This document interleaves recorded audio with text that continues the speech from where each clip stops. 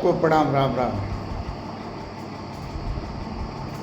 घर बनाने के लिए घर से दूर जाना पड़ता है, और जिस घर और परिवार के लिए घर से दूर जाना पड़ता है, जिसके लिए एक एक पैसा कमाना पड़ता है, अगर वही परिवार हाथ से निकल जाए तो इस पर क्या बीतती होगी। अगर किसी के साथ ऐसा हुआ होगा तो समझ सकता है, नहीं तो आज के ज़माने में आज के ज़माने में आप लोग जानते ही हैं पैसा कमाना कितना मुश्किल है।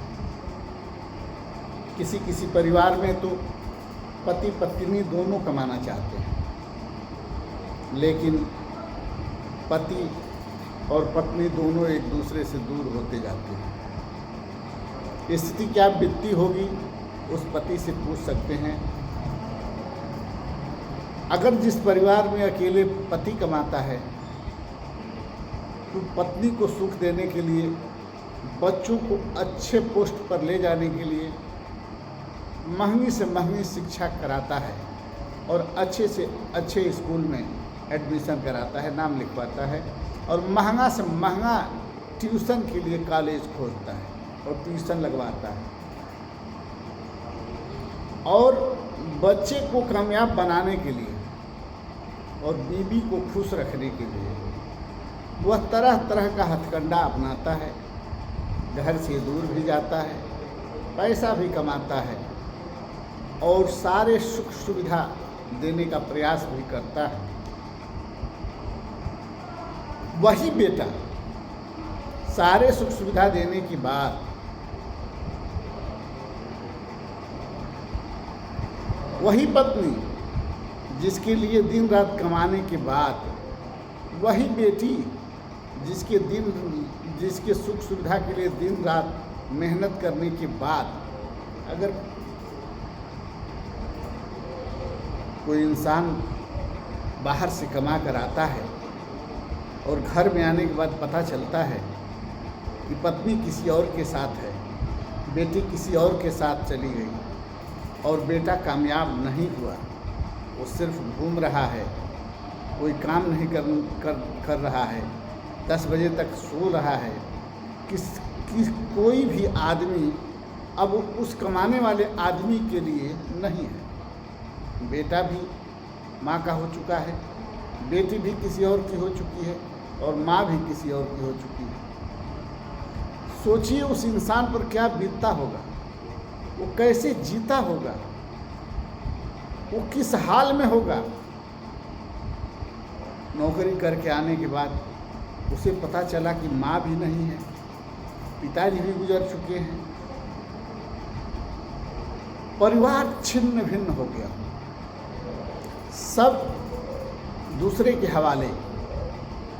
जो इंसान वो पैसा कमाया है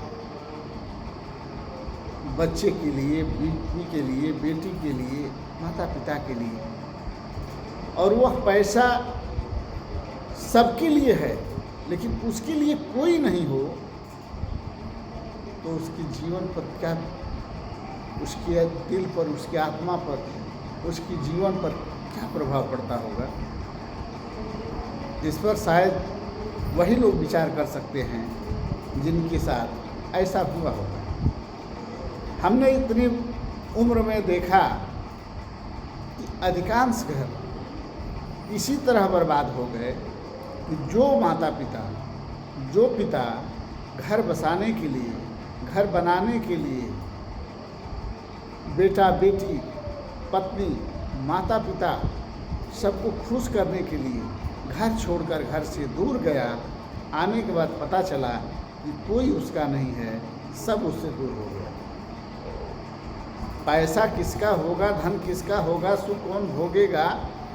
मतलब कहने का तात्पर्य हो कि जीवन भर मेहनत किया, परिश्रम किया, परिवार की इज्जत आबरू के लिए, बेटी की इज्जत आबरू के लिए, बेटा की इज्जत आबरू के लिए, तरक्की के लिए, सुख के लिए, लेकिन सब धन कमाने के बाद भी कोई भी उस धन कमाने वाले के साथ नहीं रहा, वह इंसान कैसा होगा।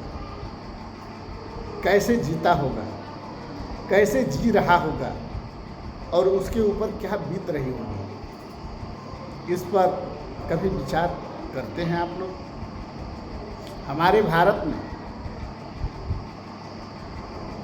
विकास के होड़ में बेटियां कई कई बॉयफ्रेंड रखना चालू की हैं, क्योंकि सरकार का कहना है कि आज का हमारा विकास यही है कि बेटियां कई कई बॉयफ्रेंड रखें और पत्नियां कई कई पति रखें और बच्चे कई कई गर्लफ्रेंड रखें, पढ़ाई लिखाई ना करें, पति कमाए और आप लोग ऐश करें।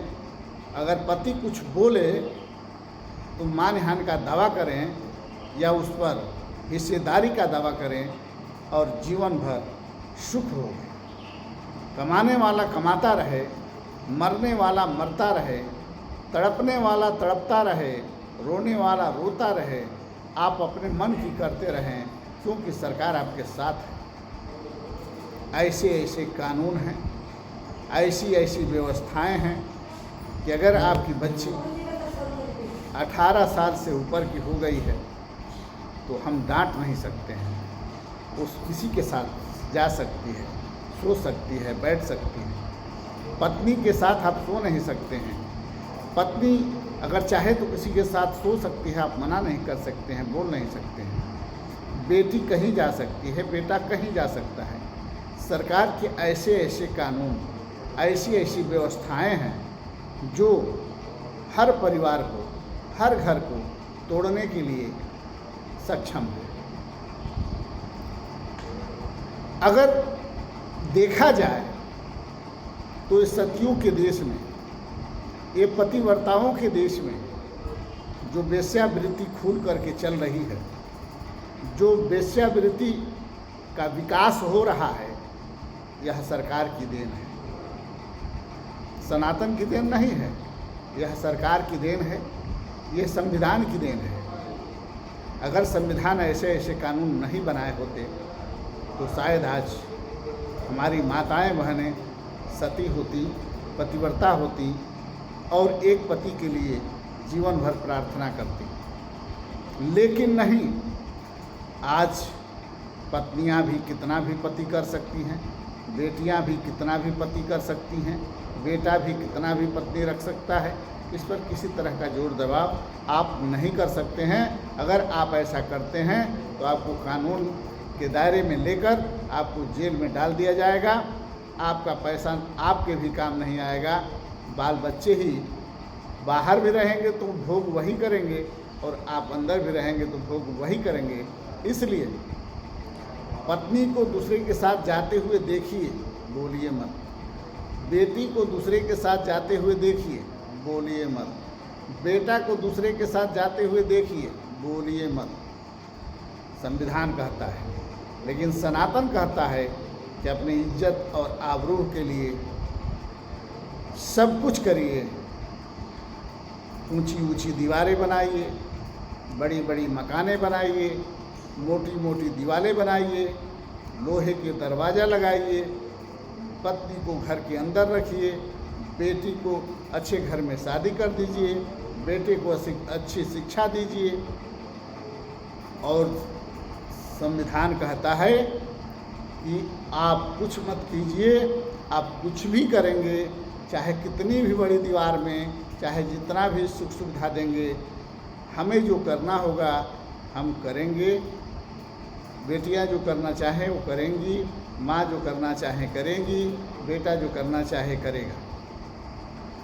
हमको समझ में अभी तक नहीं आया कि हम सनातन को माने कि संविधान को माने। जब से संविधान मानना हमारे भारत के लोग शुरू किए हैं, उनको न अदालत से न्याय मिल रही है, न इज्जत आबरू की रक्षा हो पा रही है, न बच्चे लोग पढ़ पा रहे हैं, न बेटियां एक पति के साथ जीवन निर्वाह कर पा रही हैं, न पत्नियां एक पति के साथ रह पा रही हैं, न बेटा माता पिता के साथ रह पा रहे हैं। सब अपने अपने रंग में रंगे हैं, सब अपने अपने मन का कर रहे हैं। किसी पर किसी का कोई अधिकार नहीं है। अंकुश नहीं है।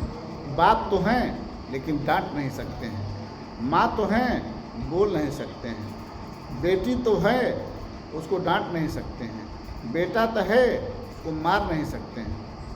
ऐसे जीवन से क्या मतलब? इंसान के गर्भ से पैदा होकर क्या करेगा जब उसके हाथ में किसी तरह का पावर ही नहीं रहेगा?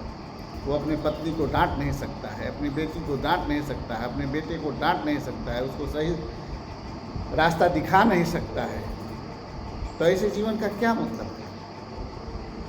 ये तो विदेशी सभ्यता हमारे देश में घर करती जा रही है और हम इसको विकास मान रहे हैं। अरे जब इज्जत आबरू लूट जाए, जिसके लिए दिन रात मेहनत करते हैं, कमाते हैं, हाय हाय करते हैं, अगर वही लूट जाए तो उस कमाई से क्या मतलब है? जब इज्जत ही नहीं है, आबरू ही नहीं है, तो पैसे से क्या मतलब, कमाई से क्या मतलब? कोई तो पति ऐसे हैं जो पत्नियों तक को पढ़ा कर कामयाब बनाने का काम किए हैं। जब तक पति कमाता रहा उनको भी पढ़ाता रहा, उनके मायके को भी देखता रहा, अपने घर परिवार को भी देखता रहा, सबको देखने के बावजूद भी सबको खुश रखा। लेकिन वही जब पत्नी कमाने लगी तो दूसरे के हाथ में चली गई और वह घर बर्बाद हो गया, टूट गया। ऐसे इतिहास आप लोगों के सामने बहुत आए, बहुत गए। इसी बातों के साथ हम प्रार्थना करते हुए प्रणाम वंदन अभिनंदन करता हूँ और समाज से कहना चाहता हूँ कि वीडियो को अधिक से अधिक लाइक शेयर सब्सक्राइब करें, बेल आइकन दबा दें ताकि यह बात सरकार तक पहुँच सके।